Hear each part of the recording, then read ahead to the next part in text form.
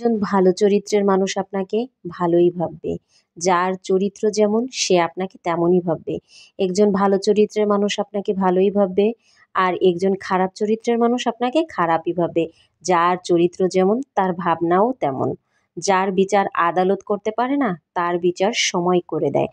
আর সময় যখন বিচার করে দেয় তখন সাক্ষী প্রমাণ লাগে না, এটাই বাস্তবতা। তো গাইস, আজকের রান্নার পাশাপাশি আপনাদের সাথে শুরুতে একটু কথা বলে নিলাম, কারণ এটাই হচ্ছে বাস্তবতা। তো গাইস, আজকে কি রান্না করছি বিসমিল্লাহ বলে শুরু করছি। বিসমিল্লাহির রহমানির রহিম। আসসালামু আলাইকুম ওয়া রাহমাতুল্লাহ। Welcome back to my another video guys. তো আজকে কিন্তু শুরুতেই হচ্ছে দেখছেন আপনারা ডিমটা ফেটে নিলাম। তো ডিম ফাটিয়ে কিন্তু আমি এখন হচ্ছে ডিমটাকে ভাপিয়ে নিব। তো আজকে হচ্ছে ভাপা ডিম ভুনা করব। তো ভাপা ডিম আমি আজ কিভাবে ভুনা করছি সেটাই আপনাদের সাথে শেয়ার করতে চলে আসলাম। এটা আমার চ্যানেলের একটা নতুন রেসিপি। তো গাইজ, শুরুতে আমি ডিমটা ভাপিয়ে এখন হচ্ছে পিস পিস করে কেটে নেব, যেহেতু এটা অনেক বড় হয়েছে। তো আমি এটা পিস পিস করে কেটে দেন হচ্ছে ডিমগুলাকে হচ্ছে হলো আমি ফ্রাই করে নিব।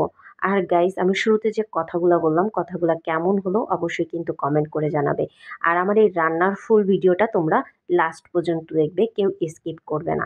কারণ হচ্ছে তোমরা যদি ফুল ভিডিওটা না দেখো তাহলে তো ফুল রেসিপিটাই জানতে পারবে না। তো ডিমগুলা এখন হচ্ছে আমি ভেজে নিচ্ছি। তো ডিমগুলা ভাজা শেষে হচ্ছে আমার বাকি প্রসেসিংগুলো হবে গাইস। তো আমি হচ্ছে এখন পেঁয়াজ ব্রেস্তা করে নিচ্ছি। তো পেঁয়াজটাকে ব্রেস্তা করে হচ্ছে হলো আমি উঠিয়ে রাখবো, বাট সম্পূর্ণ নয়, একটু রেখে নিব। তো তারপরে দিয়ে দিলাম একটা তেজপাতা, দারচিনি, এলাচ দিয়েছি, সেটা তো আপনারা দেখতেই পাচ্ছেন। এখন দিয়ে দিলাম হচ্ছে আদা রসুন পেস্ট, দেন টমেটো পেস্ট, তারপরে দিয়ে দিলাম হচ্ছে শুকনো মরিচ গুঁড়ো, তারপরে একটু ধনিয়া গুঁড়ো, হলুদ গুঁড়ো। তো এগুলো আমি এখন হচ্ছে একটু স্বাদ মতো লবণও দিয়ে নিচ্ছি, কারণ লবণটা যদি না বলি তোমরা আবার ভাববে আপু কি ওদিনকার মতো মরিচ ছাড়া রান্না করলো কিনা।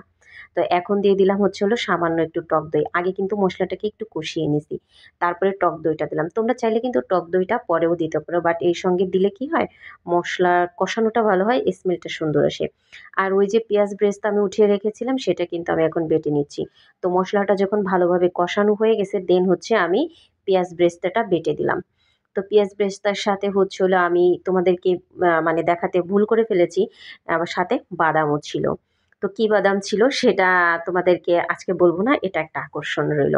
যাই হোক গেস, এই যে মশলাটা সুন্দর মতো যখন কষানো হয়ে গেছে দেন তখন হচ্ছে আমি এই যে যে ফ্রাই করে রেখেছিলাম যেই ইগুলা ডিমগুলা সেগুলা দিয়ে দেবো। তো ডিম দেওয়ার আগে আমি একটু কাঁচামরিচ দিয়ে নিলাম, যেহেতু শুকনা ঝাল দিছি যার জন্য হচ্ছিল আমি ডিম মরিচগুলাকে একটু ভেঙে নিলাম।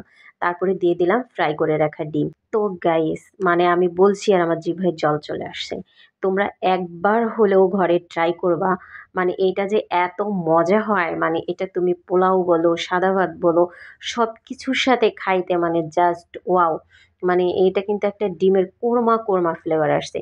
যাই হোক গাইস, থ্যাংক ইউ। আবার নতুন ভিডিও নিয়ে যে কোনো সময় তোমাদের মাঝে চলে আসবো। আল্লাহ হাফেজ সবাই।